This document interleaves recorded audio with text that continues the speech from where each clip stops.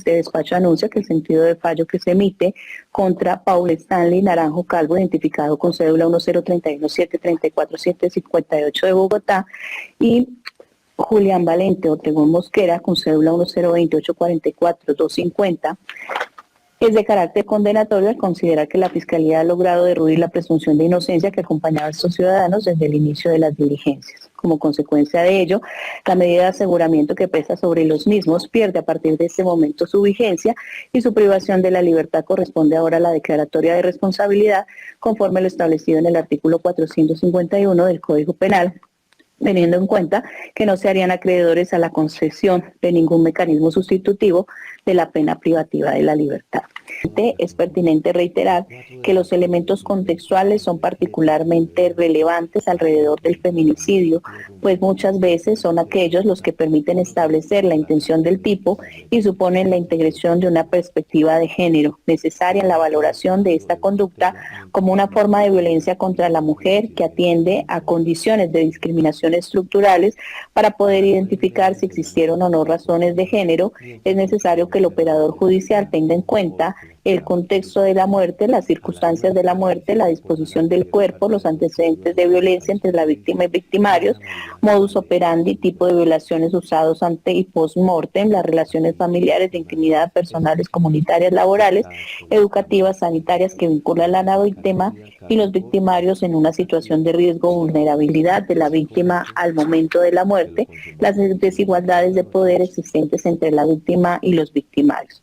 El feminicidio agravado refiere quien causara la muerte a una mujer por su condición de ser mujer o por motivos de su identidad de género o donde haya concurrido o antecedido cualquiera de las siguientes circunstancias, incurrirá en prisión.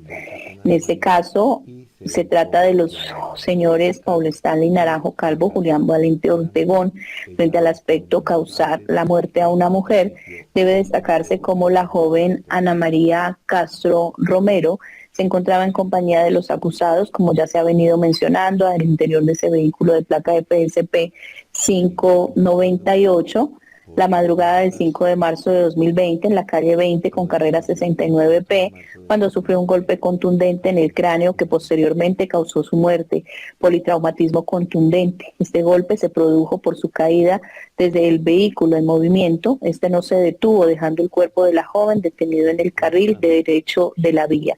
Por su condición de ser mujer, se estableció una relación afectiva entre Naranjo Calvo y la víctima, con quien departió horas antes, estuvo en una fiesta, ingirió bebidas alcohólicas, luego deciden seguir la fiesta en la residencia de Naranjo Calvo. Por ello suben al vehículo, toman rumbo hacia ese lugar en compañía de Mateo Reyes, con quien la víctima, dice el testigo Reyes, al parecer se estaría besando, posibilidad que él declaró ese testigo en el juicio. Reacción de ellos fue hacer bajar a Reyes y continuar la marcha con la señorita Castro. Sin embargo, metros adelante la mujer sale expulsada del vehículo. Violencia de género al considerar a la mujer como una cosa que podían tirar a la calle con el mayor desprecio y discriminación. Actos desplegados por los acusados, quienes eran los únicos integrantes del vehículo, dos hombres que ejercieron violencia contra la joven y la arrojaron de este rodante sin detenerse. El motivo obedeció a la molestia que a los acusados causa observar el comportamiento de la joven, y lo claro es que hubo un episodio de parar y hacer que Mateo se bajara del carro. Si se tomara incluso la tesis defensiva que indica que el vehículo se detuvo para dejar a Ana María y Mateo en un paraje de la calle 80, es que este hecho también dejaría corroborar la molestia de Naranjo y Ortegón por la situación romántica de la pareja, de jóvenes que, porque el plan inicial, nadie discute, es que iban hacia la residencia de Ortegón a continuar la fiesta. Mateo así lo indica en su testimonio, que él tal vez porque se estaban besando, situación que no es otra que una discriminación por ese comportamiento. Que la víctima haya sido incomunicada o privada de su libertad de locomoción, cualquiera que sea el tiempo previo a la muerte de aquella, cuando estuvo dentro del vehículo fue privada de la libertad de locomoción, de comunicación, puesto que encerrada no tuvo a quien acudir para pedir auxilio a merced de los dos acusados que pudieran hacer o ejercer, de lo que los dos acusados pudieran hacer o ejercer sobre ella. Las situaciones indicadas en los literales son elementos contextuales que contribuyen a revelar a mostrar el elemento subjetivo del tipo penal, pero que no lo reemplazan ni conllevan a que pueda prescindirse de él. En consecuencia, cada uno de tales contextos descriptivos se requiere todavía demostrar que efectivamente la vida de la mujer fue suprimida por esa condición, precisamente de ser mujer. Esos ingredientes pues se establecen dentro de este diligenciamiento. Artículo 104b, por medio de las circunstancias de agravación punitiva, se destacó desde el inicio de esta intervención cómo la joven Castro se encontraba en situación de indefensión al estar alicorada. Prueba de ello es que no se evidencia ni los testigos presenciales ni los dictámenes periciales que haya intentado repeler esa caída. Ello al tenor de lo dispuesto en el artículo 104, numeral séptimo, aprovechando de esa condición de indefensión. Finalmente, debe destacar el despacho que la actitud asumida por los procesados de abandonar el lugar de manera acelerada, como lo declara el testigo de estos hechos, resultando relevante en ese momento las manifestaciones, además de María Camila Fajardo Ríos, quien indicó ser comunicadora social de profesión, exnovia de Julián Ortegón. Describió su relación amorosa con el señor Valente en un principio bonita, pero luego cambió, iniciando a mostrar rasgos pequeños de violencia, celos. Ejemplo: tú no sales allí, tú no hablas con este, tú no puedes traer amigos aquí. Luego estas situaciones fueron incrementando hasta llegar a la violencia psicológica y física. Ejemplo: a ti solo te quieren por X o Y situación. Eres una perra, eres una puta, tú no vales nada. Empujones y daños en sus pertenencias. Lo que, si bien, como lo refería la delegada del Ministerio Público, en manera alguna tienen que ver estos hechos con la joven fallecida, evidencia su comportamiento en relación con las mujeres en la forma en que efectivamente deben comportarse, como lo refiere la Fiscalía. Nos sobra resaltar que esta misma testigo aseguró en juicio lo que Julián le refirió cuando iba a acompañarlo a la diligencia de reconstrucción. Dice es que ese día, el 5 de marzo en la mañana, tipo 11 o 12 o 10, se textearon o se llamaron y que Paul le había dicho que a Julián que el celular de esa perra se había quedado dentro de la camioneta. Los hermanos le dicen que la diligencia lo diga o si no lo van a meter en una vaina bien complicada, que es cuando procede a marcarle, colocarlo en altavoz y cuando pregunta le dice que pensó, pero que ya no, que no está en ese lugar. Ello para destacar la forma de tratar los procesados a las mujeres y dirigirse hacia ellas, incluso a la joven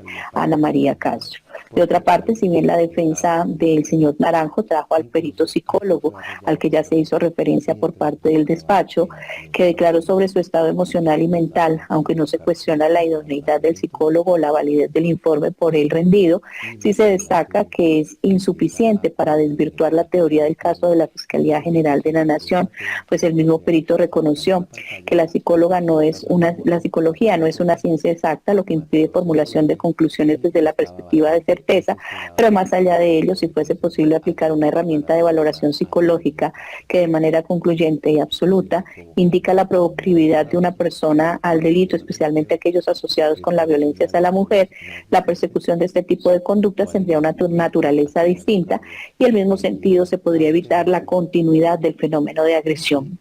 de género. En última, la experiencia humana no es cuantitativa y aunque quienes incurren en el delito de feminicidio pueden compartir características, es posible que la violencia contra la mujer no sea patológica o asociada con patrones de crianza, pues justamente lo que se anota es que existe una estructura de opresión y agresión en la sociedad que incide en la cosificación de la identidad femenina, que por los eventos concretos, un rechazo percibido o los celos ocasionales pueden y han llevado a escenarios de lesión y muerte. En consecuencia de lo anterior, Paul Stanley Naranjo Calvo y Julián Valente Ortegón Mosquera deben ser considerados como coautores, quienes actuaron bajo la modalidad de coautoría impropia en el resultado típico, que es producto de la voluntad común, en forma tal que, si bien en principio podría afirmarse que cada conducta aisladamente valorada no posibilita su directa adecuación, el común designio ata la totalidad de cuando se intervienen con actos orientados a su ejecución, rechaza un análisis sectorizado de cada facción e impone por la realización mancomunada de este caso tácita que desarrolla un plano urdido que solo puede explicarse bajo la tesis de una coautoría impropia, en tanto compromete a todos como si en tanto compromete a todos, como si cada uno hubiera realizado la totalidad del hecho típico y no desde luego por la porción que le fue asignada o finalmente que ejecutó. Ello para significar, al margen que Paul fuera conduciendo la camioneta, que fue quien realizó maniobras con la, de quien huelga destacar, fue quien realizó maniobras con la misma, sin detener el vehículo antes que la joven cayera, y Julián de copiloto, acción demostrada, lo que se demuestra es la muerte de la joven Castro cuando era transportada en ese vehículo en el que se transportaban ellos. Por tanto, le es atribuible a título de coautores la conducta punible de feminicidio agravado. Además, por cuanto el proceder de los acusados en mención es antijurídico, formal y materialmente, habida cuenta que el sujeto pasivo de las acciones que se investiga falleció con ocasión de las agresiones de las que fue objeto, en atención a lo evidente de la vulneración al interés jurídico protegido. Además, no se advierte que el comportamiento de los aquí acusados se hayan presentado los presupuestos objetivos y subjetivos que configuren una causal de responsabilidad, ausencia de responsabilidad, y es culpable porque obraron con conciencia de antijuridicidad, con capacidad de comprender y de autodeterminarse de acuerdo con esa comprensión, pero también de manera libre y voluntaria, esto es, sin que estuvieran constreñidos ni obligados a obrar contrario. Por tanto, por obvias razones, tampoco es posible predicar que estamos ante inimputables, por lo que no se harán mayores análisis al respecto. En este orden y de acuerdo con lo previsto en el artículo 104A, literal F, 104B, literal G, en concordancia con el artículo 104, numeral séptimo, este despacho anuncia que el sentido de fallo que se emite contra Paul Stanley Naranjo Calvo, identificado con cédula 10317347758 de Bogotá, y